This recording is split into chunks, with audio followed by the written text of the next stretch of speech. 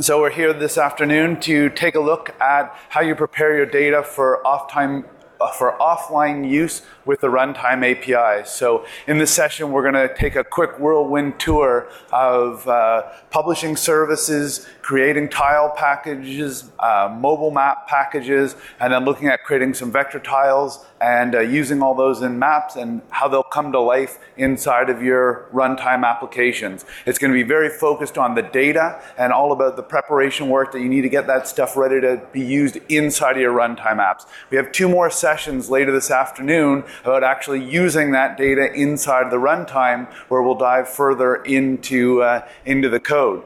So with that, I think that's our only slide for the whole thing, and we're going to switch over and we're going to start. Well, actually, I think maybe we have a question side for later, but that's about it. So we're going to switch over and start looking at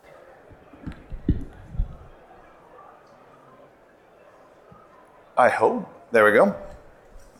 Okay, so we're going to start by taking a look at how we create feature services to use offline. So we're going to start in ArcMap. How many of you use ArcMap in your organization?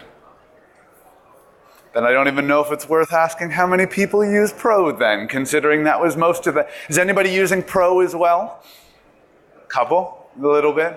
Tiny? All right. So I'm glad we were going to show them in both places, though. So we'll show how to do this stuff in ArcMap, and then we'll show a little bit of it in Pro as well. So starting in ArcMap, I've already created a feature class inside of my enterprise geodatabase. So one of the first things that you need to do to be able to use your data offline is it needs to have global IDs, and you need to either enable it for archiving or it needs to be versioned. Now, enabling it for archiving is the preferred method for going offline, as it scales better for multiple users out in the field. It's lighter weight, it uses a different tracking mechanism to be able to figure out the changes. But it's one of these 2 things is required, because this is how we figure out when data changes on the server and the client side, and how to just synchronize the smallest amount of data between them.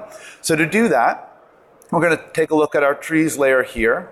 To add global IDs, we go down to Manage, and we can add our global IDs.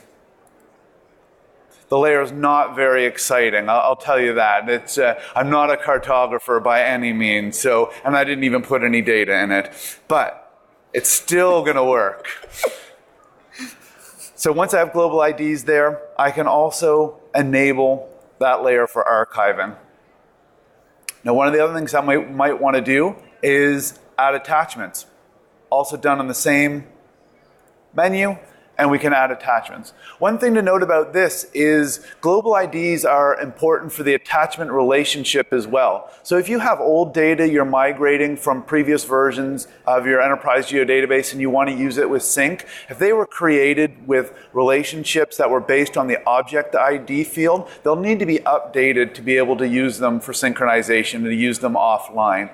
So there's a tool that will actually help you do that and move that relationship over. But something to keep in mind if you find your attachments that have been created a while ago aren't working well in Runtime. So, or for sync, I guess. So now that we have that all put together, we've added the layer into our MXD already, and we can publish our service. So to do that, we'll go File, Share As, Service. We want to publish it. We're going to go to my local server that I have, leave it in the root folder. And when this box comes up, we want to go to the Capabilities tab, and we want to enable feature access for that map. And then under the Feature Access tab, we can enable sync. And that's it. Well, as we publish the service, it will be enabled for sync and for use inside of the Runtime. There's one other thing though, depending on if you were using version data, there is an option under the advanced settings for when versions would get created for that map. And there's 2 different options for that. One, for every time the map is downloaded, you get a new version created for it, or there's a per user setting as well. And this gets configured on publish time as it's a setting of the service, not of the actual data. But since we're using archiving, this doesn't apply to our service that we're making now. And then I'll go ahead and I'll publish that service.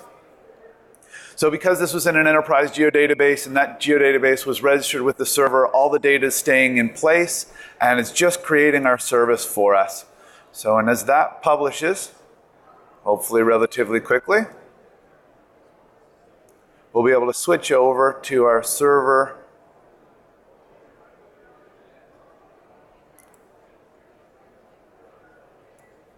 Be able to switch over to our server. And then when that comes up, we'll see we have our feature layer created.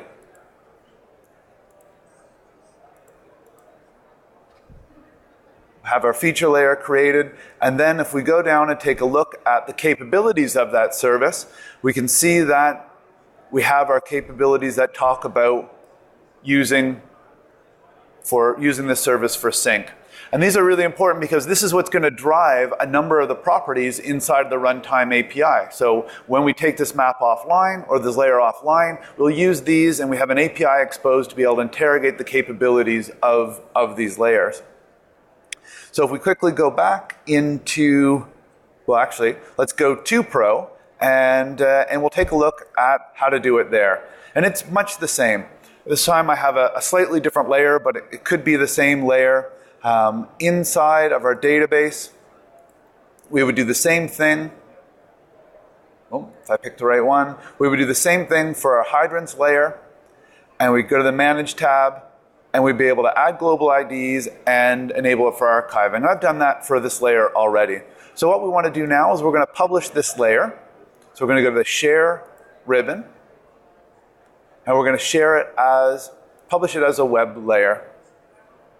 So instead of publishing it this time to the local server that I have running on my machine, we're actually going to publish it to ArcGIS Online to my organization. So we're going to publish it as features. I'm going to put in my very useful summary like I always use and my test tag. Under configuration, I want to be able to enable it for synchronization. So I check the enable button. And then I can publish.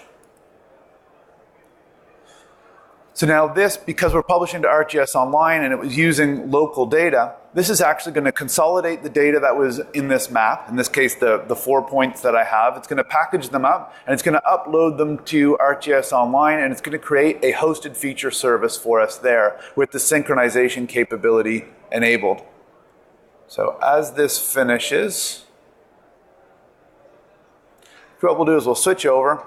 I already pre-uploaded one before, so rather than waiting for that to complete, we'll come over here and we can take a look at that service.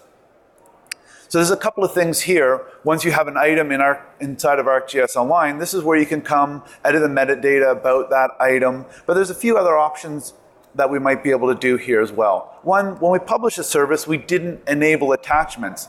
But on the items page, I have the option that if I forgot to do that or if I change my mind later, I could come in here and enable attachments for that.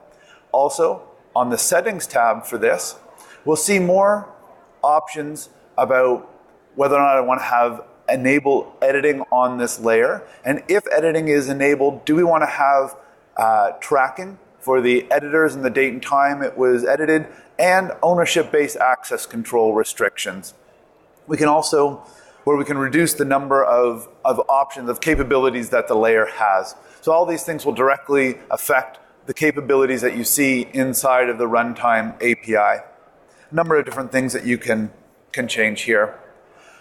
So ArcMap and Pro are great for publishing services from existing data, but sometimes when you're developing an app, you just want to make a simple service and just do something very quickly.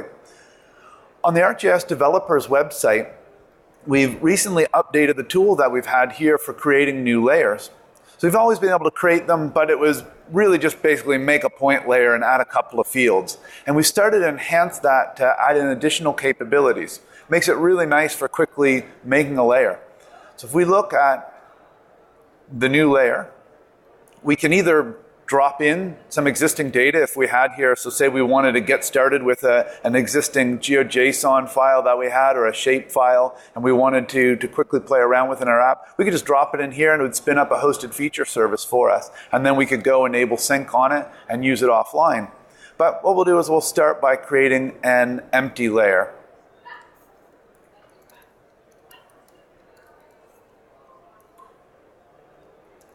So we'll start to fill out some of the options here.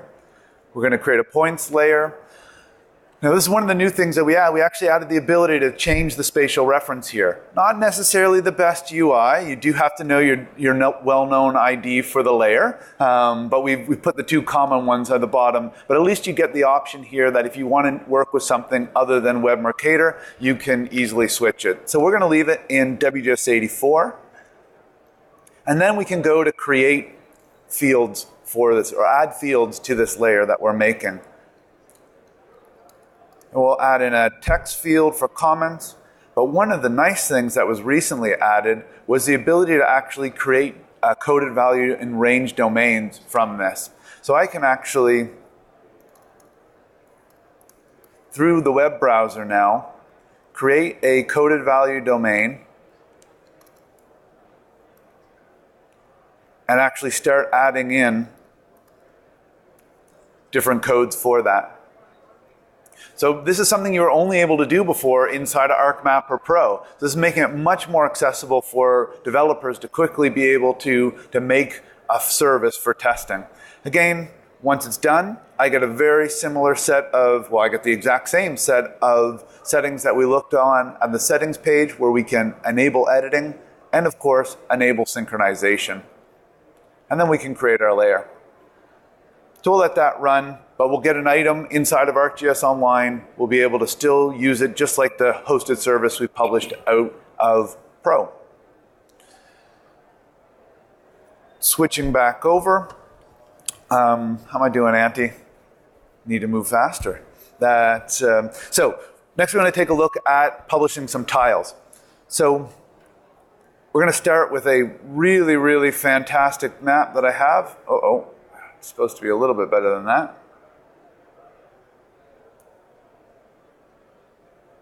There's more than one giant green polygon here. Not too many more, but okay. So let's say we had a base map, something that looked way more fantastic than this, and we wanted to be able to publish it as a tiled service, to be able to export tiles from it. To do that, we again start with our map, go to publish our service.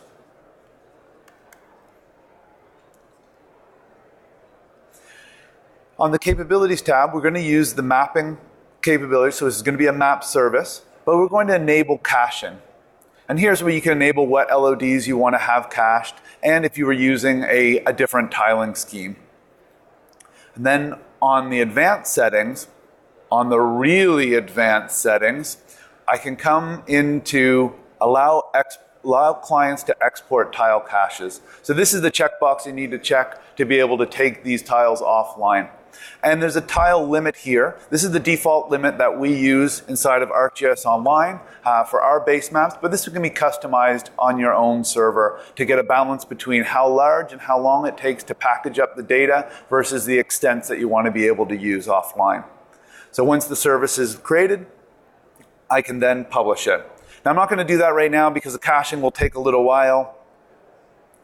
But another way to be able to get tiles to use offline is to create a tile package.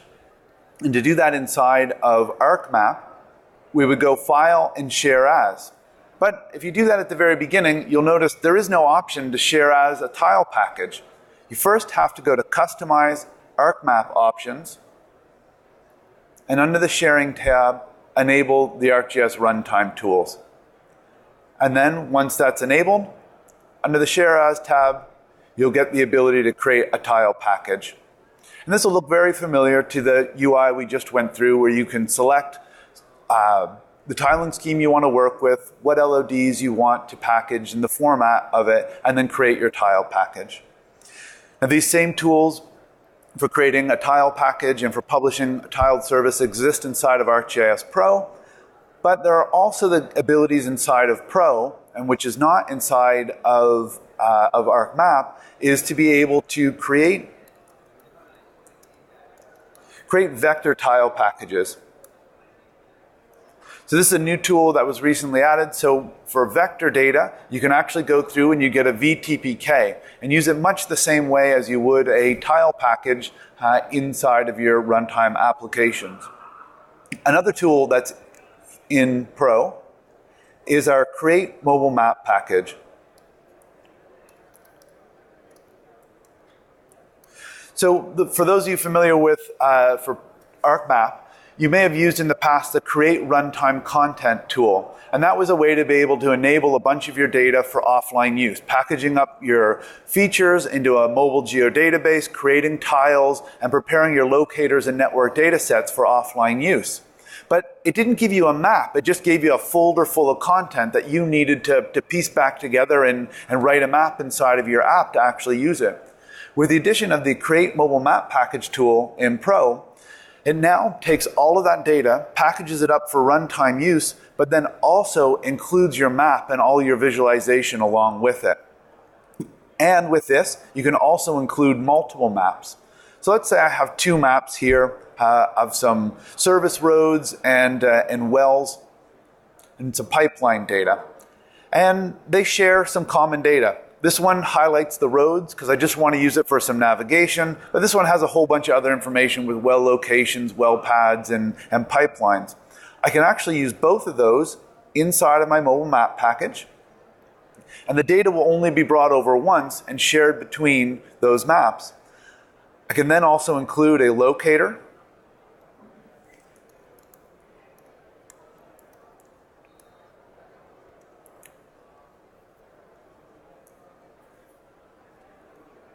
and since my network data set was referenced inside of my map already, that will be brought over. Choosing an output location, I can then run and create a mobile map package. When this mobile map package completes, I can then sideload it into my application and then use the content inside of my app. Turn it over to Antti to look at some vector tiles. Yeah, thanks. Yeah, and a couple other things as well. So I have roughly 6 minutes to get from zero web map to author a map, get it offline using the new options that we have in Runtime, so taking maps offline. And it's based on the web map model that we have been using for web for a while, and we have been only working with the online content so far. But so instead of that you have to always provide all your data by yourself, we also provide several services and good quality services from Esri side that you can use when you are taking your data offline.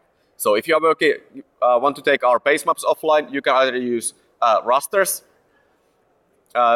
services, or you can take our vector tile services offline as well. And all of this is shared through ArcGIS Online. And just a slight tip there is that you need to have a subscription to take this offline. So when you are exporting the tiles from the services, you have to have signed in as your user before you take it offline. There is no extra cost for it, but you have to have the named users to do that. Another difference that we have there is that in raster tile services, if you just normally go to your web map definition and you select the base map, those services doesn't allow you to take the maps offline. So if you want to use our base maps, raster base maps offline, you have to use services from the group called tiled base maps, and then you use an items that have for export in their names. And this set of base map services allows you to extract the data sets for offline use. And on the vector base map side, we basically have the same thing, except that you can also take the default web map base maps offline. And there is one big difference between vector base maps that are optimized for display and another one that is optimized for export. And the for display optimized versions includes the Unicode characters, which means that you can view your styles using localized text, for example, Japanese. So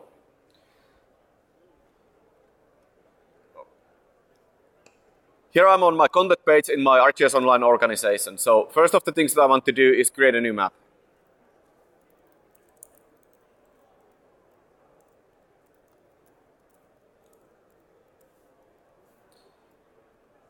And of course, I want to create a good summary instead of just in summaries. I actually want to use something that describes what it is.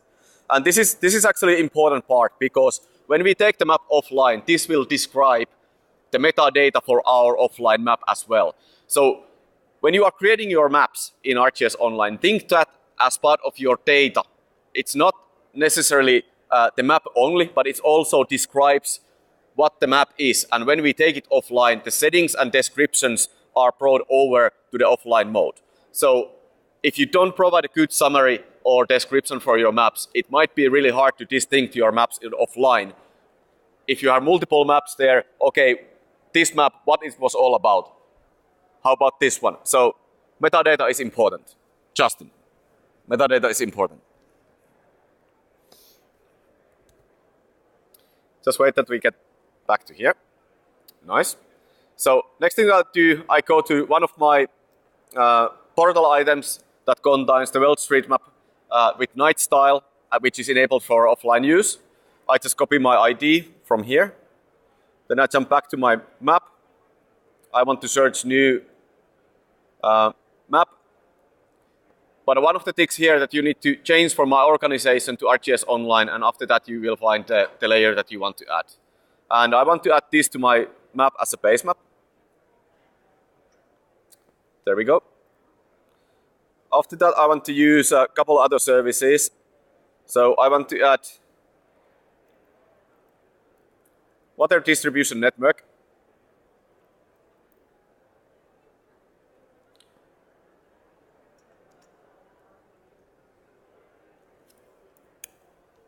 There we go.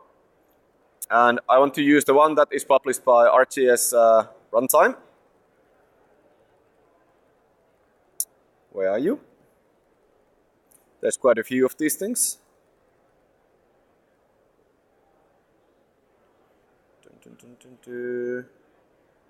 Where are you? Where are you?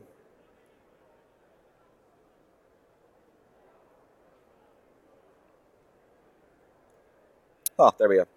Second on the list. And the last thing that I want to do is I want to add another feature service into my map, which is called stormwater inspections. So I'm just going to find it as well. And it's actually a part of our. So I'm going to add it as well. So here I am now in my web map having my setup of layers. So I have tons of different layers coming from the base service that provides the contextual information. And then I have one inspection layer that I want to work with. And also what I can do here is I just want to change the simple options for this thing. So instead of using the basic ones, I want to use the basic fill one and select the different colors for it so that it looks a little bit nicer. And it pops up a little bit better from here. And then I'm going to save my map. I actually created this one before and also added the ID to my application. So that's basically all that you need to do to enable your map to take an offline. And now I'm in my runtime application. I can select basically what area I want to take offline, what scales I want to take offline. I click Take Map Offline button, which invokes the offline map task, which is new in 100-102 site. And it will take care of extracting all the vector tiles, taking the style offline, taking the geodatabases offline from 2 different feature services that we authored in our map. And this is the workflow that is totally changing how you are thinking on taking your maps offline using runtime. And we are going to talk this in much more detail in our next session later on today, 4:30.